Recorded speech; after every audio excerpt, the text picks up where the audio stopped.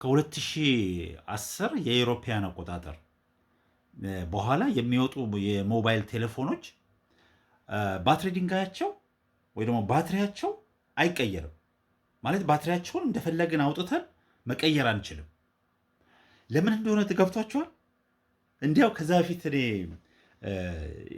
ሲበላሽብን ወይ ደግሞ ስታክ ሲያደርግ ለምሳሌ ምንም አልሰራም ካለን ስዋፕ ማድረግ እምቢ ካለ ወይ የሆነ ችግር ከፈጠረብን አውጥተን ባትሪውን እንቀይረዋለን አይደል? ልክ 2010 አካባቢ ሲሆን ሁሉም ደግሞ እኮ አንዱ አውጥቶ ከዛ ቀስ እያለ ሌላው ያወጣው ቢሆን ጥሩ ነበር። በጠቅላላዎቹ እነዚህ ዋና ዋና የሚባሉ የሞባይል እንትኖች ባትሪያቸው መቀየር አይቻልም።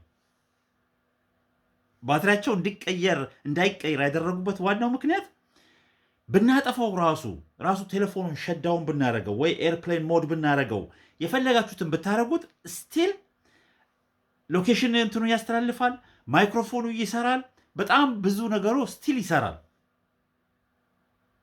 ባትሪው ውስጡ ያለው ባትሪው እስካልሞተ ድረስ እሱ እስካልጠፋ ድረስ ትንሽም ነገር ቢሆን ውስጥ ያለውን ነገር ያስተላልፋል። ጂፒኤስ ሎኬሽን ኢንዲኬተሩ ይሰራል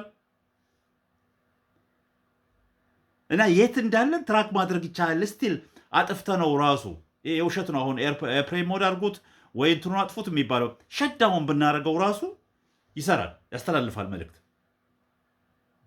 ይህ እንዳይሆን እርስ በራሳቸው እንዳይነጋገሩ ካምፓኒዎች አንዱ ከአንዱ ጋር ተባብሮ ገበያውን ዶሚኔት እንዳያደርጉ።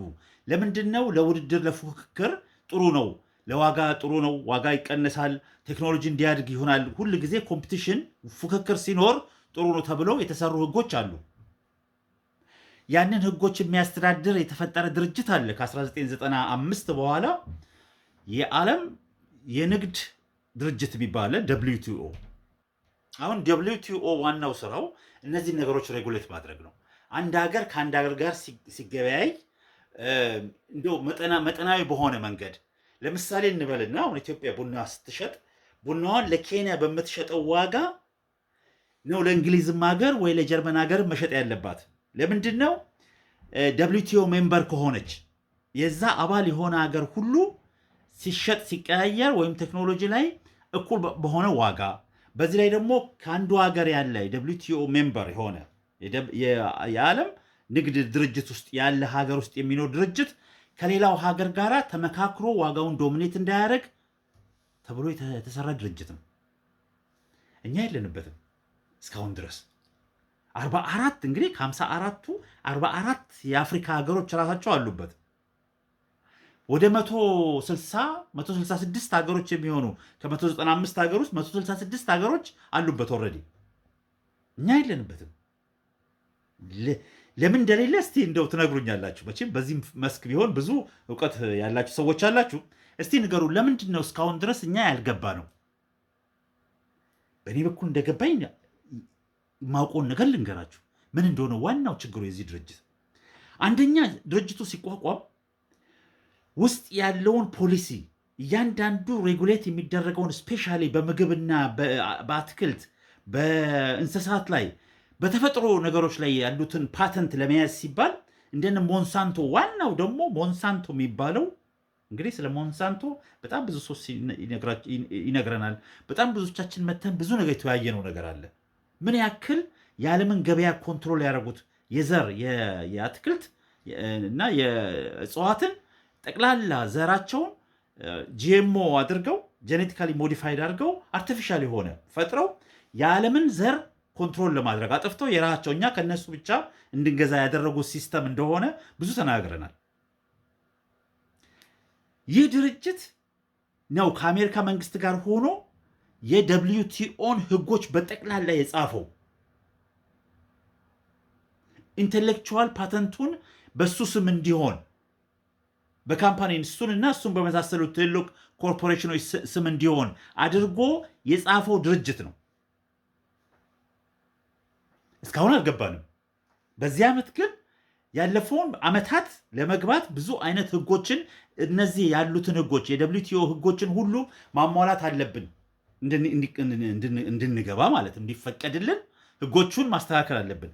ከህጎቹ መካከል ለምሳሌ በጂኤምኦ የሞንሳንቶን ጂኤምኦ ገዝተን ወይም ደግሞ ከዛ አምጥተን በሱ ዘር ተጠቅመን የምናመርተው ምርት ለምሳሌ የስንዴ ምርታችን በጠቅላላ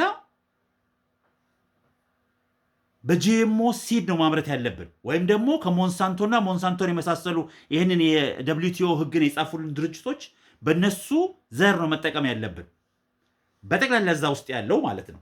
ያን ህግ የጻፈልን ራሱ ድርጅቱ ነው። ሄዳችሁ ተመልከቱት። ሞንሳንቶ ከአሜሪካ መንግስት ጋር ሆኖ የደብሊውቲኦን ህግ የጻፈ ድርጅት ነው ወይ? በአሁኑ ሰዓት ሞንሳንቶ የሚባል የለም። ከዚህ ፊት የነገርኳችሁ ብዙ ነገር አለ። ስማቸውን ይቀይራሉ፣ ሚውቴት ያደርጋሉ። ኦኬ፣ በየተወሰነ ጊዜ እንዳይከሰሱ ያመጡት ነገር ወንጀላቸው ስሙ እንዲጠፋ አሁን ባየር ነው የሚባለው። ባየር ማለት የጀርመን ካምፓኒ ነው።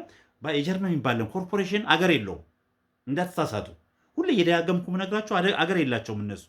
ምንድን ነው ስማቸውን እየቀየሩ አንዱ አንዱን ይገዛል፣ አንዱ አንዱን ይጠቀልለውና የእሱ የሰራውን በደል ሁሉ በዛ ይሸፍነዋል። እኔ አይደለሁም ይላል። አሁን ባየር ኤጂ የሚባለው ይህን ሞንሳንቶ የሰራውን ነገር ሁሉ መቀበል ግዴታ የለበትም፣ ምክንያቱም ሌላ ካምፓኒ ነው። እና እዛ ውስጥ እኛ ስንገባ በዚህ ዓመት ስብሰባው የሚደረገው የት መሰላችሁ? ካሜሩን ነው ምናምን ላይ ነው፣ አፍሪካ ውስጥ ነው የደብሊውቲኦ ስብሰባ። እዛ ላይ ኢትዮጵያ የመግባት ቻንሷ ከፍ እያለ መጥቷል። ማለት ህጉን እያሟላች ነው ማለት ነው። እዛ የተጻፈልን ህግ በጠቅላላ ቲክ ማስደረግ አለብን። ይሄን አሟልታለች። ሁሉ ነገር ስናሟላል ሌላው 44ቱ ሀገር ኦልሬዲ አሟልቷል ወይ ህጉ ምን እንደሆነም አያውቀውም። ዝም ብሎ ጆይን የሚያደርገው እቃችሁን ሁሉም ሀገር መሸጥ ትችላላችሁ። ደስ ባላቸው ጊዜ እስቲ ሄዱና አሜሪካ ስንት ጊዜ የደብሊውቲኦን ህጎች ሰብራ የራሷን ታሪፉንም ቀረጡንም ሁሉንም ነገር እየቀየረች እንደምታደርግ እኛ ግን ሜምበር ሆነን እዛ ውስጥ አሁን የአፍሪካ ሀገር ሜምበር ያለው ሁሉ እንደዚህ ላደርግ ቢል ብዙ አይነት ቅጣት ነው ወይ የመውጣት ሁሉ እንትን ይደርስበታል። ፖዚቲቭ አለ። ፖዚቲቭ ሁላችንም እናውቀዋለን። ሁሉም ማወቅ የሚችለው ነው። አንድ ገብቶ ክሊክ አድርጎ ኤአይን ጠይቆ መረዳት ይችላል ምን እንደሆነ ጥቅሙ እኮ እውነተኛ ጥቅሙ እሱ ቢሆን በጣም ጥሩ ነገር ነው። ኦኬ፣ ግን ጉልበት የሌለው ሀገር እዛ ውስጥ ገባ ማለት መጠቀሚያ ነው የሚሆነው እንጂ ከጥቅሙ ይበልጣል ማለት ነው። እንዲህ ስላቸው እኔ ብዙ ጊዜ ለማስፈራራት አይደለም፣ ኔጌቲቭ ሳይዱን ማወቅ ይኖርብናል። በዚህ ላይ ደግሞ ከኛ ቀደም ያሉት ሰዎች ይህንን ነገር እንዲቆይ እስካሁን ስላደረጉት ነው እንጂ ጋቡን ጅቡቲ ምናምን የገባበት እኮ ድርጅት እኮ ነው። ለምንድን እስካሁን ያልገባ ነው? እኛ ከአፍሪካ 5ኛ ትልቁ ኢኮኖሚ፣ 4ኛ ትልቁ ኢኮኖሚ፣ 6ኛ ትልቁ ኢኮኖሚ በየአመታቱ የሚሆነው ትልቁ ሀገር በህዝብ ብዛት ከአፍሪካ 2ኛው ትልቁ ሀገር ያልገባበት ምክንያት ሪዝን ይኖረዋል። መቼም ይህንን ጥቅሙን ብለን ቢሆን ኖሮ ገና ድሮ ነበር። እኛ ነን አንደኛ ከአፍሪካ ውስጥ የተባበሩት መንግስታት ሲመሰረት የአፍሪካ ዩኒየን ሲመሰረት አንደኛ ነን አይደለ እንዴ? ግን እንዲህ አይነት ድርጅቶች ጋር የመግባት ወደኋላ ለገግ የምንለው ለምሳሌ የኢንተርናሽናል ኮርት እንትን አለ እዛ። አሁን ለምሳሌ ያልገባንም ለምንድን ያልገባ ነው? የምናስብ ህዝቦች ስለሆን እኮ ነው። የምናስብ ህዝቦች ስለሆን ነው ነገሩ መጠንቀቅ አለብን፣ ይህን ነገር ማየት አለብን ብለን ወደኋላ ገሸሽ የምንልበት ቦታ ገሸሽ የምንለው እንጂ ዝም ብለን ገብተን ግን ጥቅሙን ብቻ የምንገባ ከሆነ በኋላ የሚያመጣውን ነገር ሸፋፍነን ማለት ነው። ወይንም ደግሞ ኦፕን የሆነ እንደው ፍራንክ የሆነ ዲስከሽን ተፈጥሮ በህዝብ ዘንድ ተነጋግረን ከሆነ ጥሩ፣ በጣም ብዙ አዋቂዎች ያሉበት ሀገር ነው። ኦኬ። እና አሁን በዚህ በማርች ይሁን ኤፕሪል ላይ ጆይን እናደርጋለን ደብሊውቲኦ። ከዛ እያንዳንዱ ሞንሳንቶ እና ወንድሞቹ የጻፉልን ህጎች ነው መከተል ያለብን። ከዛ ስንዴያችንን ልክ ድሮ አባትና ቅድመ አያቶቻችን እንደዘሩት ሳይሆን ዘር እየገዛን ነው ምንተክለው። ዘሩ የሚያመጣውን ብዙ ተናግረናል። ጉላክ